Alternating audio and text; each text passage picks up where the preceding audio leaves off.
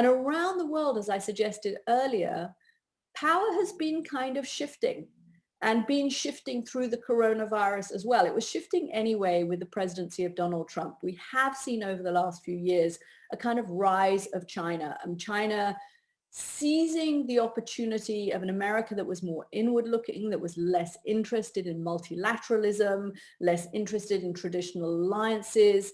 And the Chinese government, in my understanding and the reporting that I have done, didn't expect to have an opportunity to kind of spread its wings around the world as much as and as fast as it has done. But when Donald Trump was elected, with a policy of America first and focusing on at home and not being involved internationally and not seeing America as a kind of global leader in the sense of a superpower that has a doctrine and a sense of exceptionalism, the Chinese government felt this was their moment where they, well, you know, there was sort of a vacuum there. People were focused on America and Donald Trump.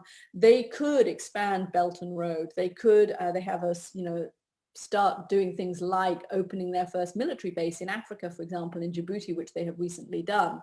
So you've seen a lot of Chinese expansion over the last 4 years. China, which handled the coronavirus very badly at the beginning, and undoubtedly there was misinformation that came out of China. There was not full disclosure about the virus and the impact that it might have, but recently has been credited with handling the coronavirus much better.